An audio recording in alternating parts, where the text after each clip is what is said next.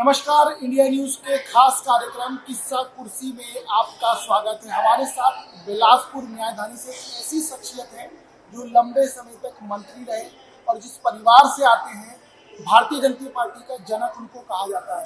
बहुत स्वागत है आपका हमारे परिवार। बहुत बहुत धन्यवाद सर। पीछे जो हुआ उसको भूल जाते हैं, आगे बढ़ते हैं। बात बताइए, मौजूदा जो दौर है बिलासपुर का, न्यायधानी कहा जाता है लेकिन लगता नहीं कि न्याय है। यहाँ पर तमाम चीजें ऐसी हो रही है जो नहीं होनी चाहिए बिलासपुर में, क्योंकि मैं विगत दिनों से और पहले भी बिलासपुर की जनता यहाँ के अपराध, चाकूबाजी,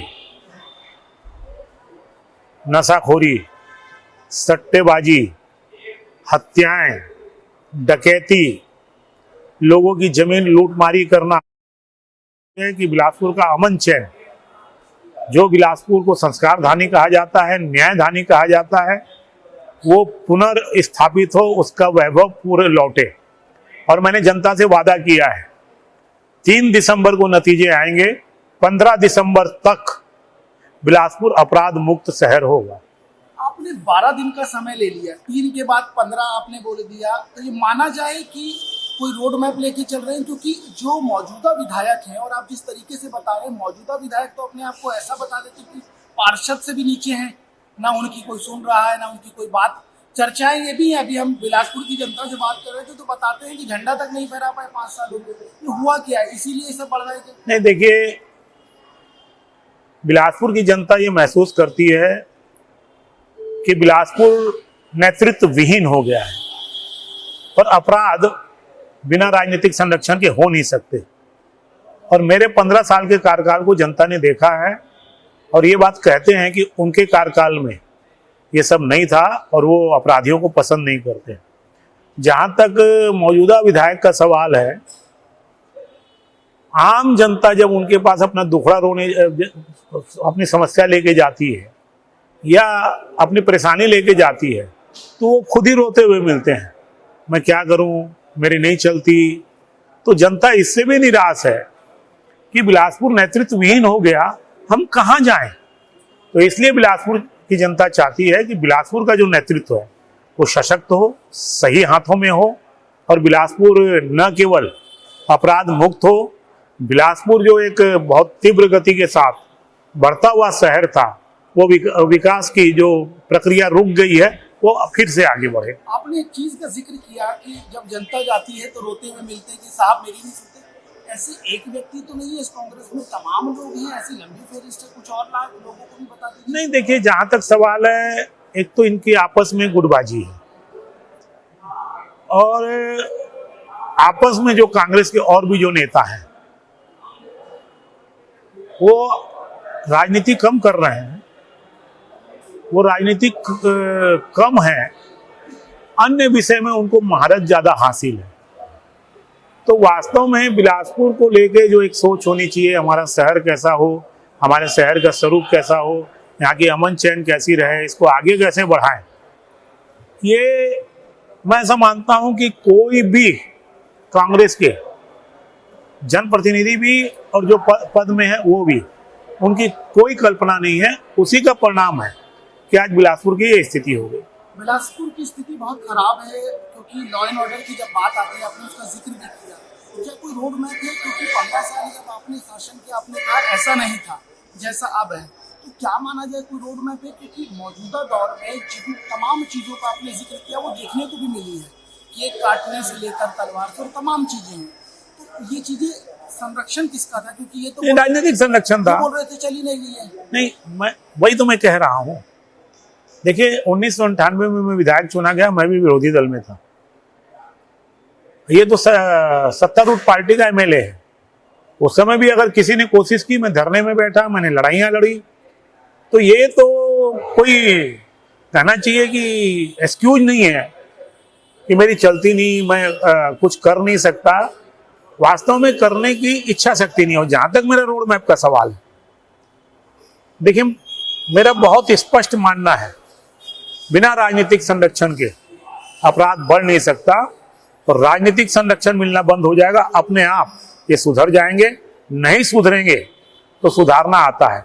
दूसरा जो अपराध बढ़े हैं उसका कारण है कि भूपेश बघेल की सरकार में प्रशासनिक जो व्यवस्था है या जो प्रशासनिक का जो एक कहना चाहिए कि संरचना है उसको पूरी तरह से ध्वस्त कर दिया। हर 3-3 महीने में कलेक्टर एसपी के ट्रांसफर होना, 6-6 महीने में होना, अनेक चर्चाएं हैं उनके ट्रांसफर के पीछे, पेमेंट शीट में पोस्टिंग होना। तो जो कलेक्टर एसपी की पेमेंट शीट पे पोस्टिंग होगी वो क्या प्रशासन चलाएगा, क्या कानून की रक्षा करेगा? और जनप्रतिनिधि उनकी इच्छा शक्ति नहीं होगी। जो सरकार है, एग्जीक्यूटिव बॉडी है, वो दूसरे काम में लग गई, जो जनप्रतिनिधि है वो दूसरे काम में लग गए। तो इस जनता का रखवाला कौन है? और वही पूरे छत्तीसगढ़ में हो रहा है और यही कारण है कि कांग्रेस के खिलाफ पूरे छत्तीसगढ़ में एंटी इनकम्बेंसी है। एंटी इनकम्बेंसी का आपने जिक्र किया, आपने 2 चीजों का और जिक्र किया।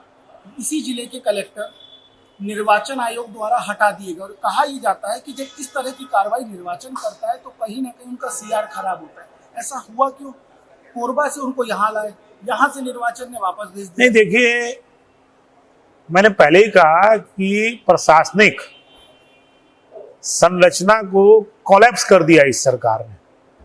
मेरे ख्याल से आजादी के बाद ये पहला राज्य होगा जहां पर 2-3 आईएएस जेल के अंदर है। आजादी के बाद ऐसा उदाहरण नहीं है कि 2-3 आईएएस जो है आरोप में जेल में है। 30 के खिलाफ चार्जशीट है। ये जो बिलासपुर के वर्तमान कलेक्टर है डीएमएफ में, ये भी ईडी के दायरे में है। जो आए हैं ये भी हैं? नहीं, ये नहीं, जो इससे पहले थे वो ईडी के दायरे में है। तो वास्तव में अगर देखेंगे ईडी के दायरे में लगभग 20 से 25 आईपीएस दायरे में है, तो इस प्रदेश का होगा क्या?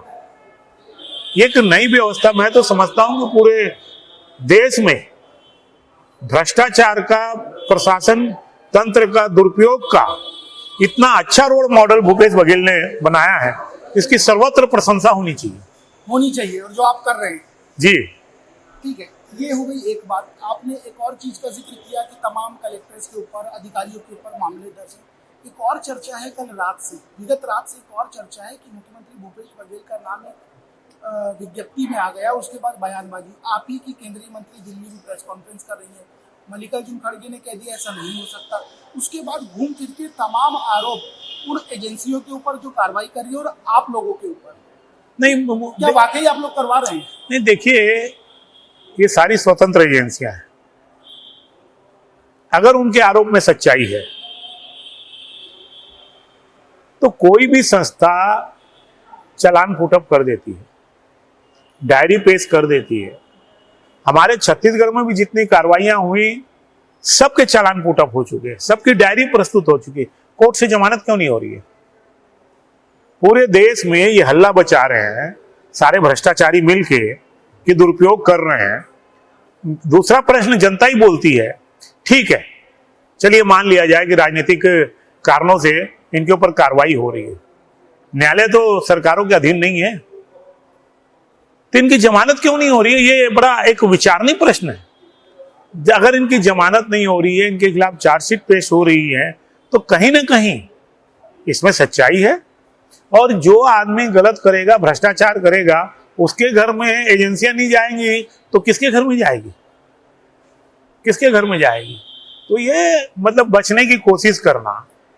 आप मेरे को एक चीज बताइए, आज तक किसी के बयान में ये कोई जानकारी नहीं है, ईडी का ऑफिशियल प्रेस नोट है कि एक व्यक्ति ने छत्तीसगढ़ के मुख्यमंत्री का नाम लिया है, अमाउंट सहित लिया है, और ईडी ने उसके आधार पे कहना चाहिए कार्रवाई की प्रक्रिया प्रारंभ की है। तो वास्तव में किसी एजेंसी के ऊपर आरोप लगाने की अपेक्षा, और सबसे बड़ी बात है कि छत्तीसगढ़ की आम जनता ये मानती है कि माधव ऐप में सरकार कहीं ना कहीं जुड़ी हुई है। सरकार जुड़ी है, आपने भी उसी बात को कह दिया जिसको ईडी कह रही है, लेकिन इसका आरोप तो आप ही की सरकार पर लग जाता। आप सब करवा रहे हैं, आप लोग करा रहे हैं। नहीं, देख, मैं दूसरी बात करता हूँ। तो उनका आरोप है कि स्वतंत्र एजेंसियों का उपयोग हो रहा है, तो मैं तो बता रहा हूं ना, सारे केस तो न्यायालय में है। क्या इनको न्यायालय के ऊपर भी विश्वास नहीं है? नहीं, ये भी कहा जा रहा है ना कि आप लोग छवि को धूमिल कर रहे हैं, ये कहाँ छवि को धूमिल कर रहा है? अब 1 साल पहले जो जेल के अंदर है उनकी जमानत नहीं हो रही है, तो उसमें हम कहाँ अड़े आते हैं या सरकारें कहाँ अड़े आती हैं? न्यायालय में सुपुर्द, न्यायालय तो किसी के अंडर में नहीं है।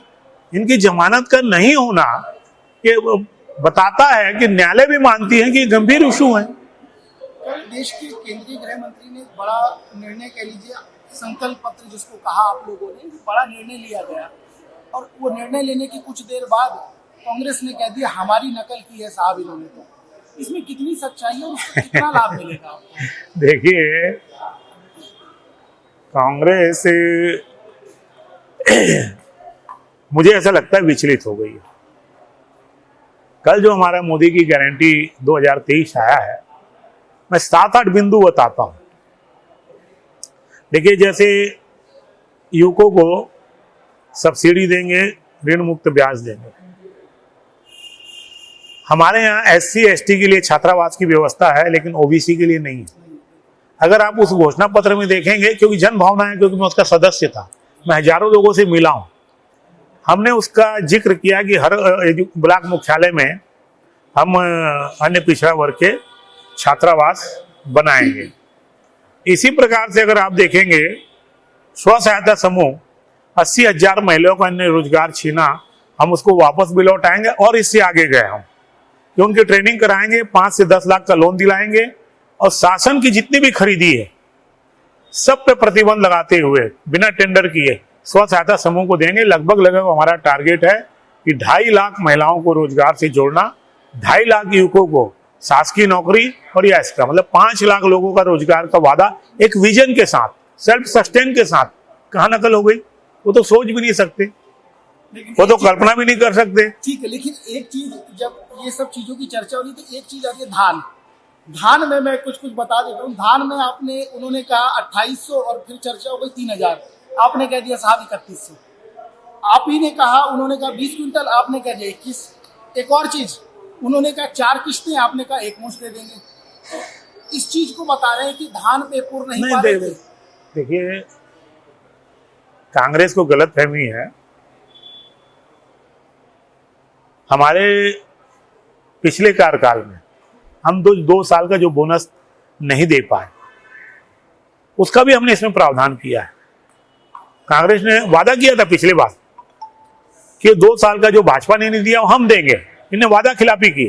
चूंकि हम उस समय वादा पूरा नहीं कर सके, हम उस वादा को भी पूरा कर रहे हैं। तो इसलिए जनता सब समझ रही है, इनके प्रशासन काल को देख रही है।